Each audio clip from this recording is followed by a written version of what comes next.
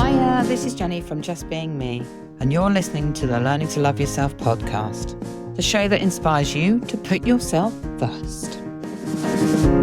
Learning to love yourself on the path to happiness. Learning to love yourself on the path to happiness.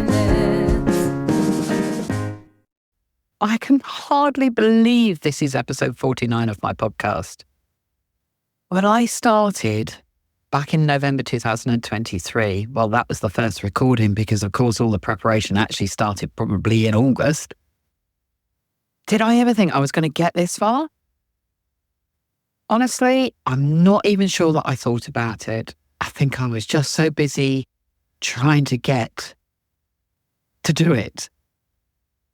Apparently, the average lifespan of a podcast is 6 months. So to be nearly a year later, I think we've done really, really well. Starting the podcast pushed me right outside my comfort zone. Putting myself as the center of attention was terrifying for me, especially as I was just getting my coaching and mentoring business off the ground as well. After nearly 30 years of doing this kind of supportive work as an employee, taking the plunge to go it alone was just such a massive step for me. So why on earth did I push myself even further to start the podcast? Well, all I knew at the time was that I needed to get the message out there. The message of, if you look after yourself, everything changes. You feel better. The people around you feel better. And we've all been conditioned for far too long to believe that putting ourselves last is somehow the right way to live.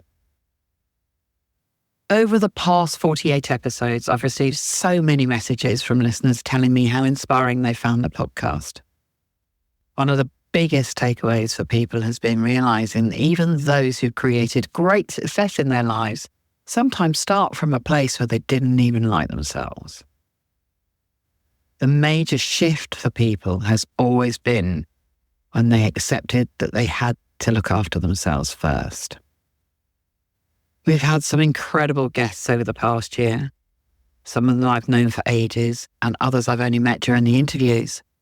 But what's been truly fascinating is hearing about their self-care journeys. It's been a real privilege to share those stories with all of you. My own journey this year has been about getting this podcast off the ground and growing my business, all with the aim of helping others to feel as incredible as they can. Now, don't get me wrong. Actually, seeing somebody change the way they feel about themselves is such a dopamine hit for me. And it's why I do this work, because of the fact that I just love seeing people realize that it's okay to put themselves first. I've always wanted people to understand how to handle the inevitable lows of life in a way that doesn't feel like the end of the world. And that you can change the way you feel about yourself and your life. Practically this year, I've completed further training to become an NLP deep structure coach. I'm midway through a domestic abuse awareness course, which is an update on all the work that I've been doing for the last 25 years. And I'm also training to become a breathwork facilitator, because breathwork for me is a thing that you can do wherever, whenever. You don't need time for it. You're doing it anyway. And by taking deep breaths, your brain knows that you're okay. So if you're feeling anxious or you're feeling stressed, by actually flooding your brain with oxygen, you're telling it, we're okay. On a more personal note, my breast cancer diagnosis earlier this year taught me some really important lessons about self-care. I know for a fact that without my solid self-care routine, the right tribe around me, and my belief in myself, I wouldn't have come through that journey in such a positive way. I can still see the look on my consultant's face when he said that I'd healed and was doing so well that he thought I could go back to work. And I said, oh, I've been back at work for 2 weeks. We started this podcast on Spotify, then added Apple, and then eventually Google Podcasts, which sadly no longer exists. But most recently, we've expanded to YouTube. So wherever you're tuning in from, thank you. Your support means the world to me.